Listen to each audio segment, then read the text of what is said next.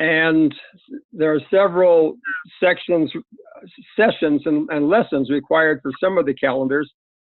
The last calendar we will look at is the star calendar, and that is huge.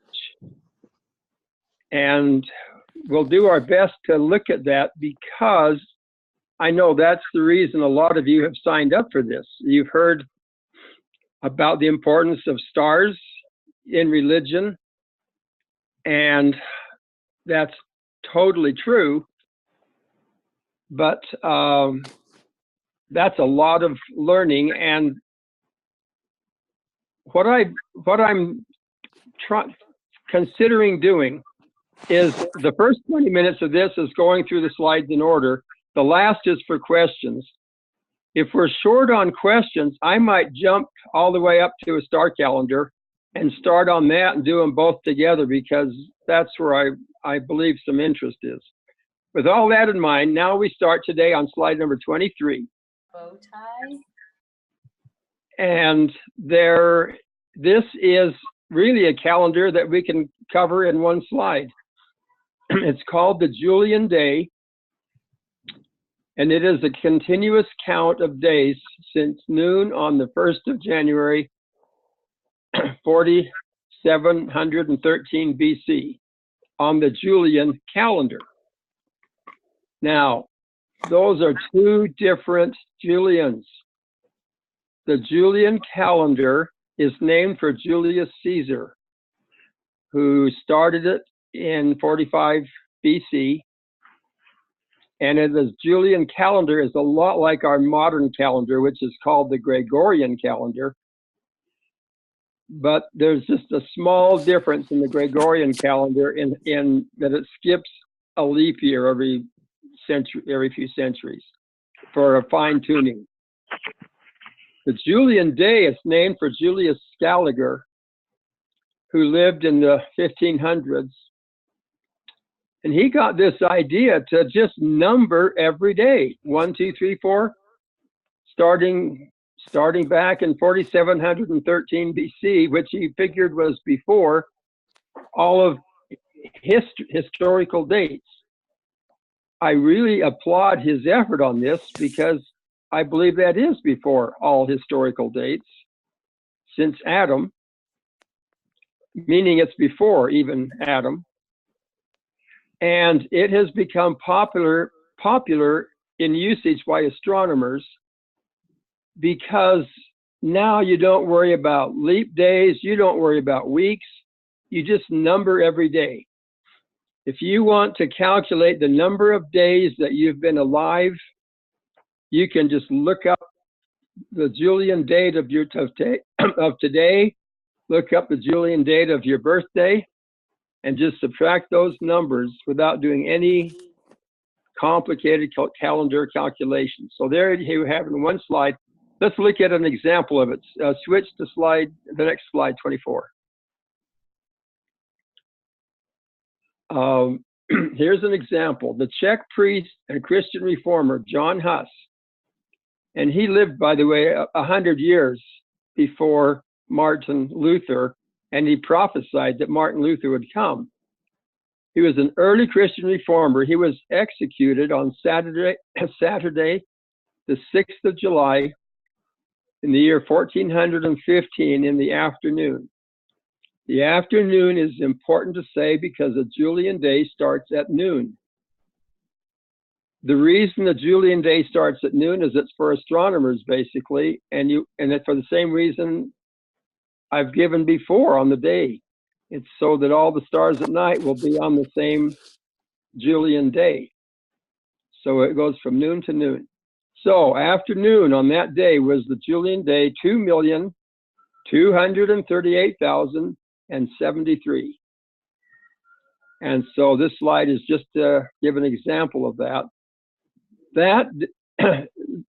His martyrdom is honored every year as a Czech holiday on the 6th of July. Note that it's the 6th of July, which is the old Julian calendar, we have talked about how it changed to the Gregorian in the year 1582. And so that's important. See, that's important to know, but giving a Julian date makes it clear what day you're talking about if somebody has that calculator around. Okay, that's an example of Julian days. Next slide.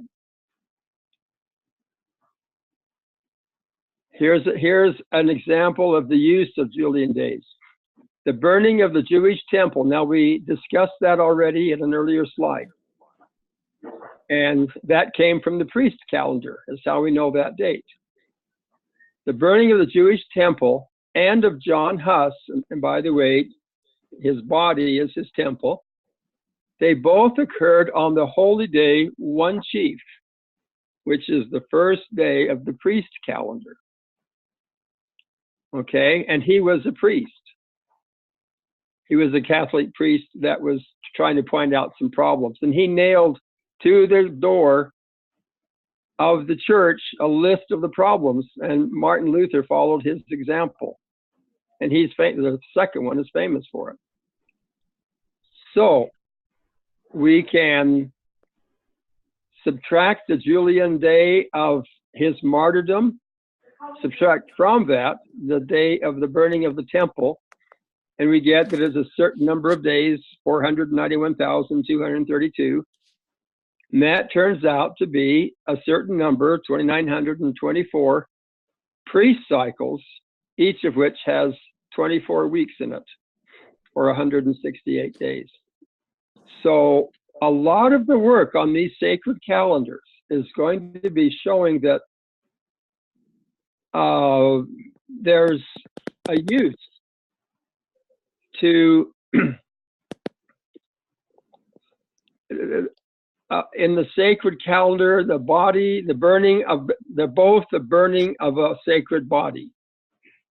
And if I only had this one example, it wouldn't be very convincing. But as we build on this, we'll see examples of 7 and 8 different sacred calendars, all testifying of an exact number of cycles between two sacred events. So this is it's really the first such example that we presented yet. So let's go to the next slide, 26. Okay, there are 4 of the sacred. Now we're ready to start looking at other sacred calendars.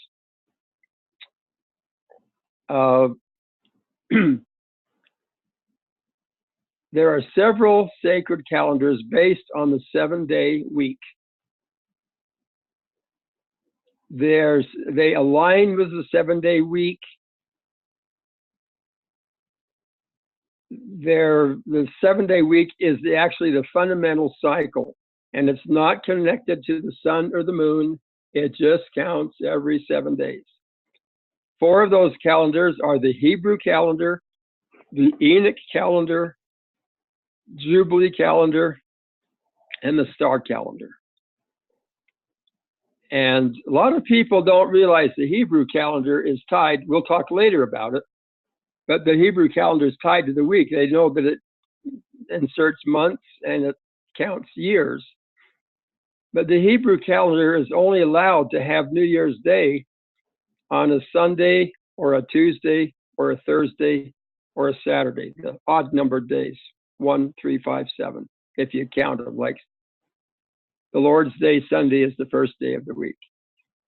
So that rule supersedes wherever the sun and moon are. So all 4 of these calendars are based on the week. We've talked about the week. Now we're going to introduce a new cycle. Go to slide 27.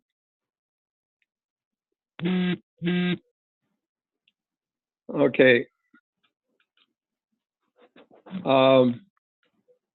Native Americans had 2 day counts that are similar to the week. By the word similar, I mean they never intercalated or inserted leap days. They were just straight day counts. But this one, there's one called the Trecena or Trecena. I just looked up to see in several dictionaries how to pronounce that word, and none of them said. I will probably say Trecena. It comes from Spanish. Just as a dozen means 12, the Spanish word for a dozen, I think, is docena. Trecena means sets of 13, just like dozen means sets of 12. Yes. So the Trecena has 13 numbered days, and they repeat in a cycle. So day 1, day 2, day 3, up to day 13. There's no names.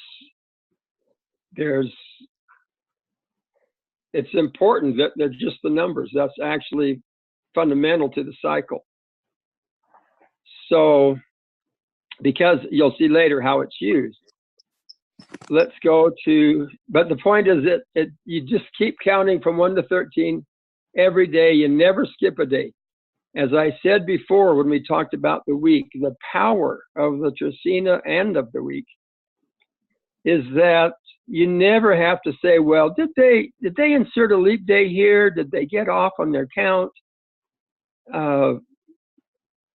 People using a calendar are not going to get off on the count and just accidentally forget and skip a day. So it's really important because, as we said about the week, once you know what one day is, you can know what every day in history is by simply counting and simply referring it to the Julian Day number, for instance. That Julian Day number becomes a backbone of a lot of calendars. The way I do all the calendar conversions is I take any new calendar and convert it to a Julian Day number. And then from that day number, I can convert it to any of the other calendars. So that's my backbone of conversions, and that's how astronomers use it. But it's terrible for knowing what your birthday is, right? Because there's no cycles on it except the day. So you'd have to count out 365 and a quarter days. I mean, it's not for that. It's for just knowing what day it is. Okay, next slide, please. This is huge. Try to keep this in mind all through our classes. The 13-day Trecena is ideal for tracking the motion of all of the visible planets. When we talked about the week, in one slide we said the 7-day week is wonderful for tracking the moon and tracking the sun, because a month is about 4 weeks and a year is about 52 weeks. A year of tracking the sun means a solar year, when from spring to spring, or summer to summer, or whatever. The Indians always would count summers. Not always, but often. Okay, that's the sun and the moon. The week is terrible for counting the planets. They don't come out even. But interestingly, the 13-day week, which was used by all the Native Americans across America, I mean, from Alaska to Tierra del Fuego, they used a 13-day count that they said was taught to them by the Quetzalcoatl, the great white feathered serpent who came about the time of Christ, visited the Americas. Well, they were using it before, but a lot of them said there were clarifications given when Christ came, or also called Quetzalcoatl, and showed them more about how to use it. They were so impressed with it, they've used it ever since as a sacred count. Okay, it turns out that the visible planets, Mercury, Venus, Mars, Jupiter, and Saturn, all have their periods come out in very close to multiples of a Trecena of 13 days. The picture being viewed, in case somebody's listening to this without the picture, shows each of those planets as a gear, and the gears all have teeth. Each tooth is a 13-day Trecena. Mercury, the cycle, and I'm not talking about the orbital period around the sun. I'm talking about as viewed from the Earth, not out from outer space. As viewed from the Earth, when the Mercury goes from evening star to evening star, which it is, that takes about 117 days. And that is 9 times 13. So there's 9 teeth on that gear. Venus has 45 teeth. It takes about 585 days. 585 is exactly 5 times 117. So Venus has 5 times as many teeth, 45 instead of 9. When people write books like The Blind Watchmaker and how all of it, everything in astronomy is all random, when you study it, it is not all random. It is a clock. That's why this is shown as clock gears, a precise clock that is down to quarter-day accuracy on all key religious events that are scheduled on it. So Venus has 5 times as many gears as Mercury. Mars has 60 teeth. The ratio of Mars to Venus is exactly 4 to 3. Mars has a period of 780 days, which is 4/3. Anyway, it has 60 teeth and a longer period, 4/3 the period of Venus. Jupiter has 333 teeth. Saturn has 828 teeth. The solar system really appears to have been designed with the Trecena in mind and to be measured by the Trecena, even as the week, as the year and the month clearly were designed to work with the week. So it's not random. We can do one more slide and then we'll quit for tonight. Eastern sacred calendars on the Eastern Hemisphere appear to be based on the week. Those include the Hebrew calendar, Enoch, Jubilee, Priest, and Star, as noted earlier. But they're also all over in the Eastern world. In the Western Hemisphere, the basis of most of the calendars, if not all the ones I know about, is the 13-day Trecena. It's that important. And we'll talk about the Native American sacred round next, but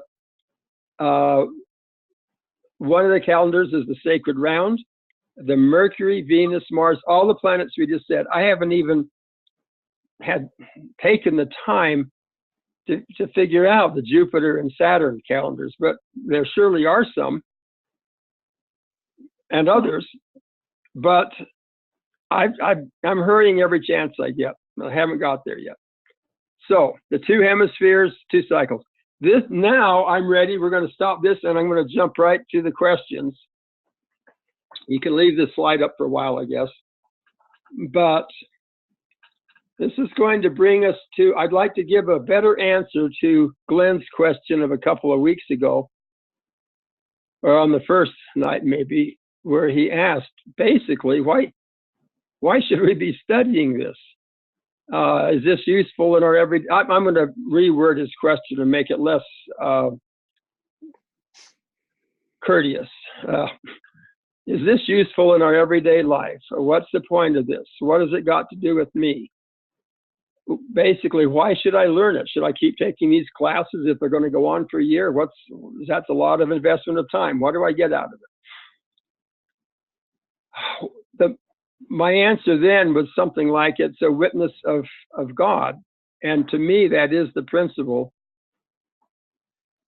The principal answer, it shows that it's all a creation. We have had so much atheism and randomness and evolution, mindless evolution, crammed down our throats that a lot of people don't even believe in God anymore. Being an atheist was almost impossible couple hundred years ago, because anybody could see the order in the sky, and the animals were all obviously created. There was no other theory to explain where things came from. We live in a day now of skepticism and atheism. This is a strong thing. It is a testimony of a creator. It's a testimony of a foreknowledge of God, where this was all set up before the foundation of the world. There was a set up time that a savior would come, well, that the fall would happen, that certain prophets would come, that a savior would come at the meridian of time, which is exactly to a quarter day, right on schedule. It's not some vague notion. There would be a meridian of time, and it's a time period. It's not just a moment. Enoch said that Christ would come in the meridian of time, not at the meridian of time. So there's a center section like that. And then there's an end of time. There's a second coming. And there's a time that we're in right now that is prophesied just as much as Joseph Smith and the Restoration was prophesied.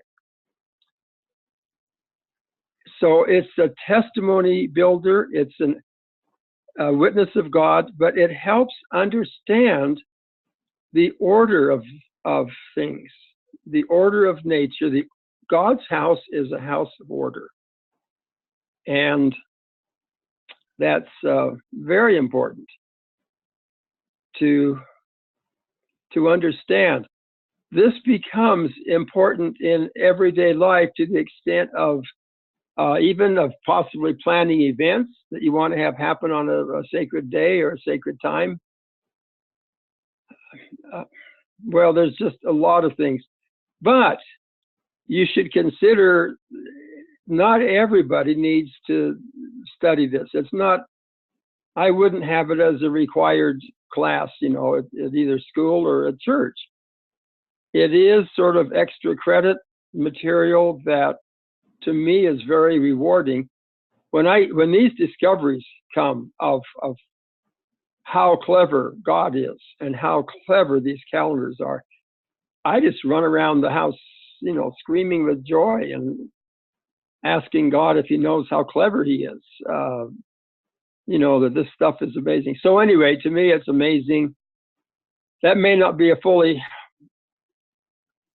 full answer yet, but it's what comes to mind right now, that it's really important. We're supposed to become like God. We're supposed to get to know God. To me, this is something that God is doing. And to become like him, we should know the kinds of things he does. And to me, this is one of the things he does. But he does lots of things, and you could pick any one of them for a specialty if you wanted. Okay, let me go back to a question. By the way, I have no new questions that I have submitted during this week. If somebody, as I'm speaking now, wants to either email me a question at questions@johnpratt.com, or we'll give Glenn time to turn it open for anybody. I think you have a way of clicking in and raising your hand or whatever to ask a question. I'm still not up to speed on Zoom yet, but they can be asked right now. But let me respond a little more to one from last week. Last week, one of the questions was, what do I believe about the shape of the Earth? In particular, flat Earth, spherical Earth. Where am I on that? Astronomers tend to all be spherical earthers because of all the stuff from astronomy. All the observations from astronomy tend to lean that direction. But I feel I was presumptuous last week in thinking I could answer in 5 minutes that question in a convincing way, where many people, and some that are listening now, have spent hundreds of hours reading both sides of flat Earth versus spherical Earth. And for me to think I could dismiss it so quickly was presumptuous, I would say, if not arrogant. So I have just written and posted today a longer, it's only a 5-page article, but an article trying to show two sides of that question. Oh yeah, you can click on questions. There you go. On the shape of the earth. There we go. And in this, well, we just look at the, he's showing it now. I'm glad I can see what's being shown. Well, whoa, that's good right there. You can just look at the contents. This article, I review the scientific method, which to me is the key to science. And then I just present two questions. One was the question I presented last week in my 5-minute discussion. But I present one question for spherical earthers that I don't think they've answered. And then I present one question for flat earthers that I think you don't have to go down. You just, you can just leave it where it is, because we're not going to review this article now. I just want you to know the article is here if anybody's interested. I present one question for each. I do not answer the questions. I just say, this is something to think about. And my conclusion, basically, I don't answer the questions. My conclusion is the scientific method is very useful for learning something about our world and the reality, what we consider the reality we live in. So the point is, I've got an article out on it if anybody wants more. And I still don't really answer the question as much as present to what I consider scientific questions. Okay, you can skip back. Do this. Go back to the very first slide. Go back to the slides. And well, roll down to the bottom. You don't have to go back. Wait a minute. You don't have to go back. Yeah, zoom it. Now go down to the menu where it says the day in the middle of the bottom. And look and go to where it says star calendar at the very bottom. Pick that, yeah, right there. There you go. Pick that. All right, now let's just leave it there. And before we start, let's see if there's any other. Well, let me see if I can say one more thing, because we have almost 15 minutes left. Let me talk just a little bit about the scientific method and science in general. It's related to that article. Science, what purports to be science now, a lot of it is not science.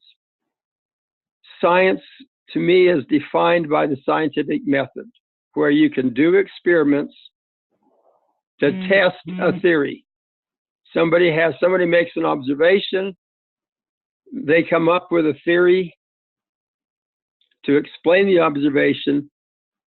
For science, that theory must be able to predict the result of future observations.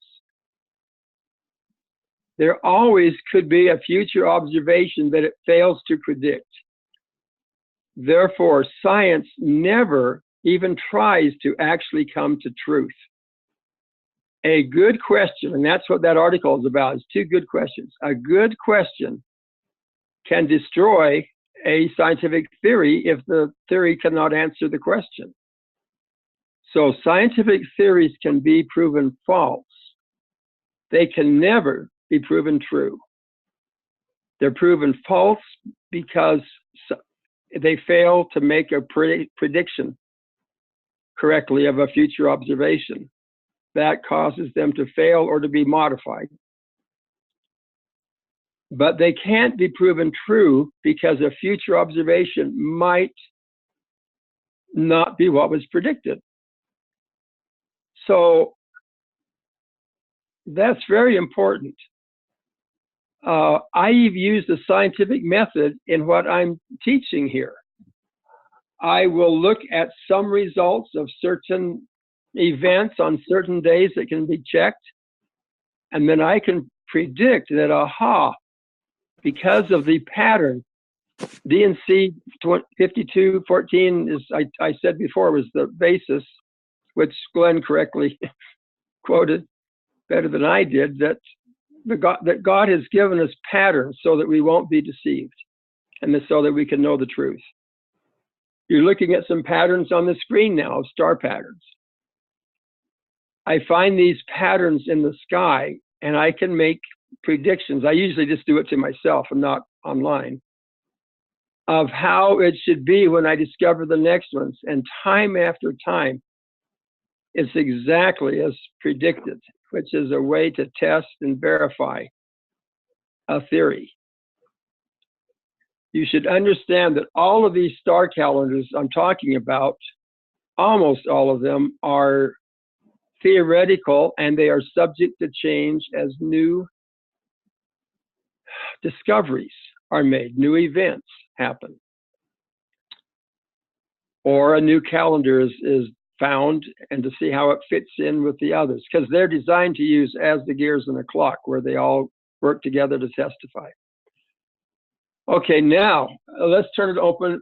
If anybody right now has any other questions that of anything that's already been covered, or not, or any questions about this subject at all.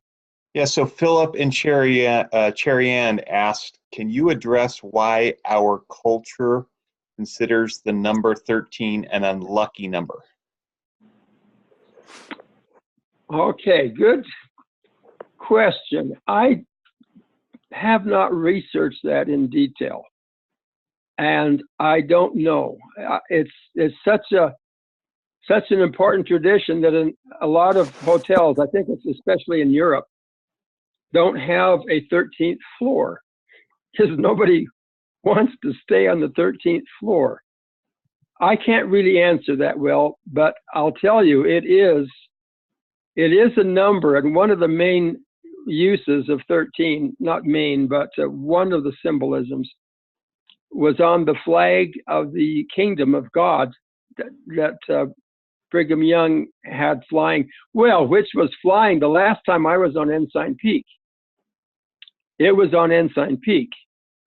And up where the U.S. flag has a field of 50 stars, the Kingdom of God flag has a field of 13 stars, with one bright star in the center representing Christ, and 13 in a circle representing usually the apostles, but it could be the 12 tribes.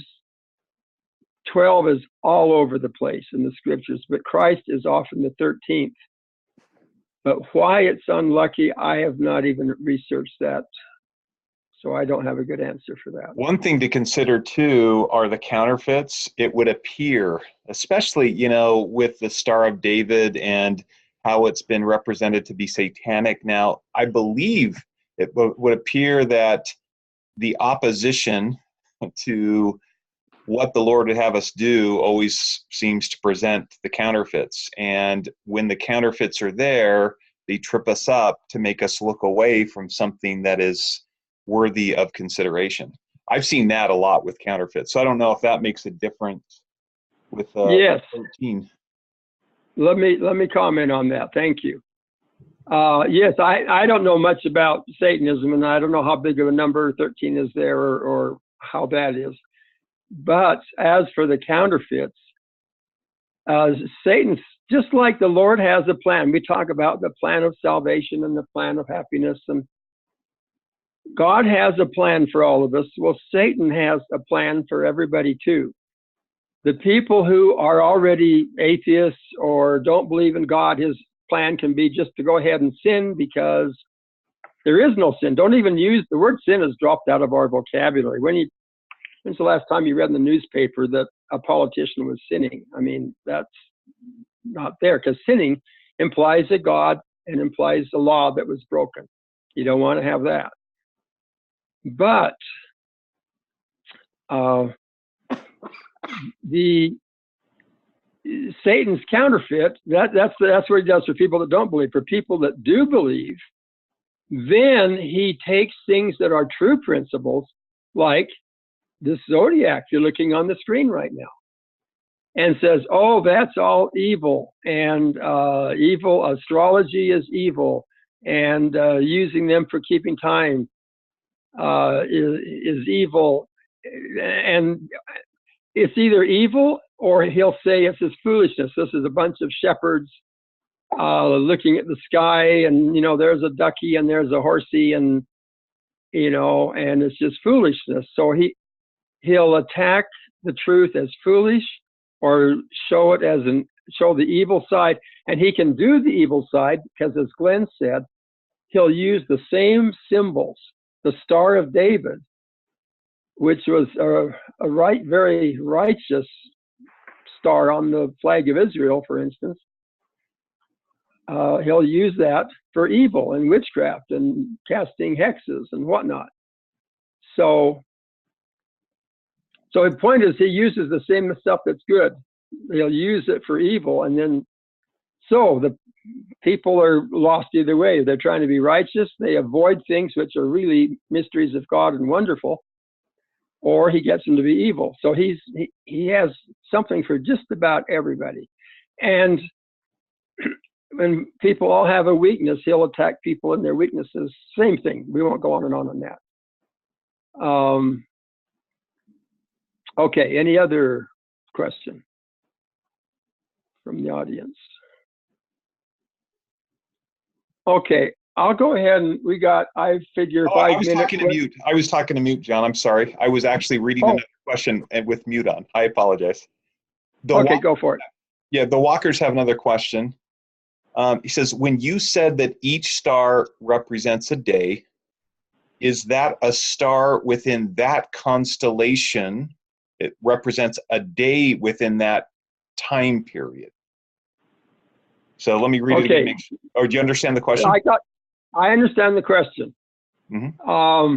Well, fine. That's a question about the very one that's showing.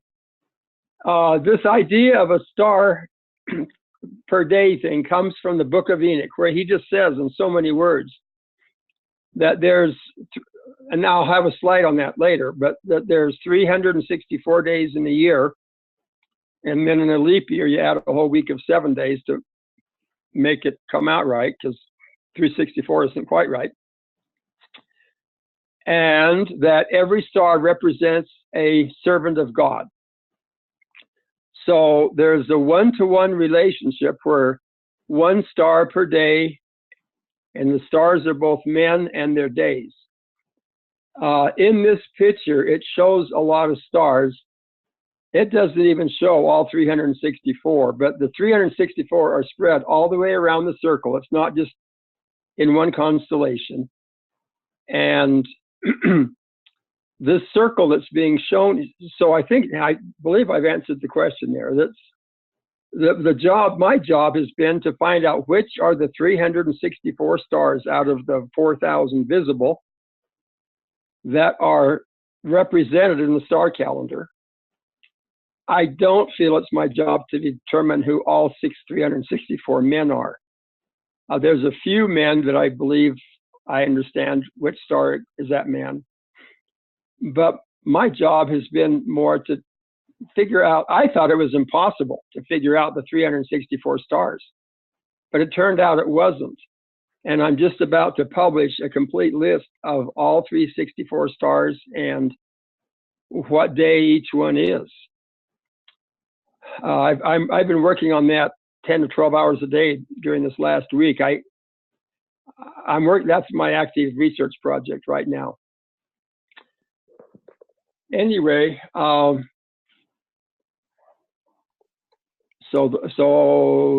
that's the thing with the stars. There was one more thing I was going to say about the stars representing the men.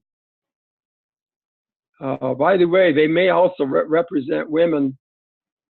I looked that up in the Book of Enoch. It didn't say men. It said these stars represent the servants of God.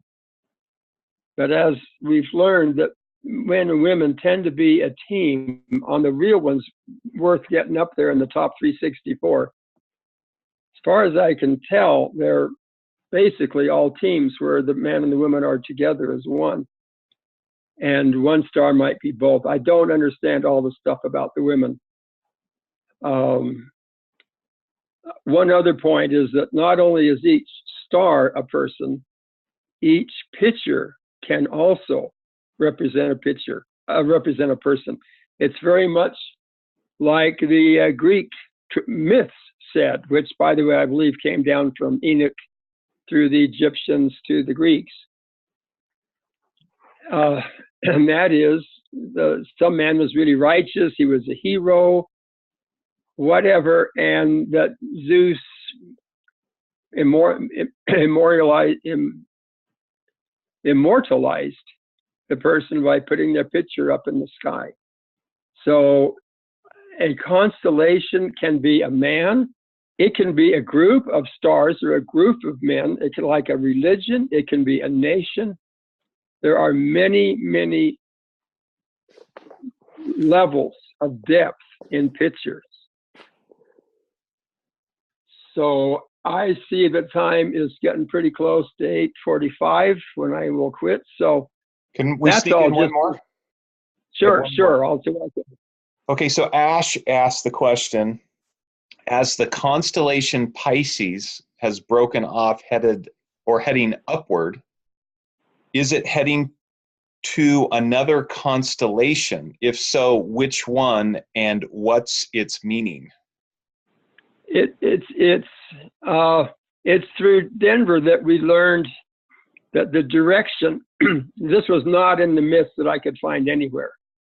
The direction of as you look at it, the left-hand fish, Pisces is the two purple fish at the bottom. By the way, the colors are all important on this. Fish are purple for a reason. We'll talk about that. But it's pointing upward. The answer is it's pointing to the center. The center of this circle is the throne of God.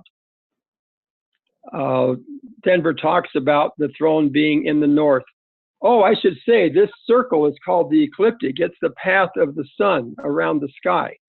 So the sun every year, that's what I was going to say before, the sun every year makes one pretty close to one revolution around that circle. So it spends about a month in each of these constellations. And that's why when they say, are you a Cancer or are you a this or that?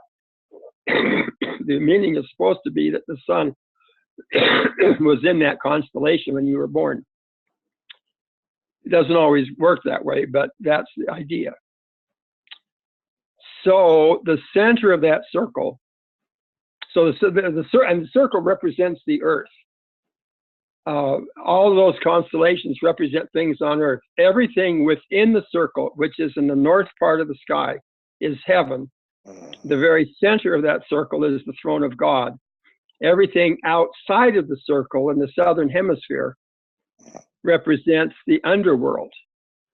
And that can be either hell or the spirit paradise when it was underground. When Jesus went to visit the spirits in prison, it was in the center of it was down in the earth.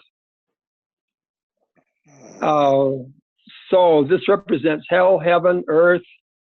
But anyway, the pointing upward, that's a lot of words to say the pointing upward to me is, and look, it's pointing straight up. It goes right along, and it's right on a line. That line is the 7 o'clock line, exactly that line's going up on. No coincidence, that's important. The other fish, as Denver's pointed out, is going around eternally. And when he says around the ecliptic, now you can see it's going around the circle, which, by the way, represents the earth. There you go. Well, I'm over time, but that's the answer I would say to that question. All right. Okay. Well, we'll conclude.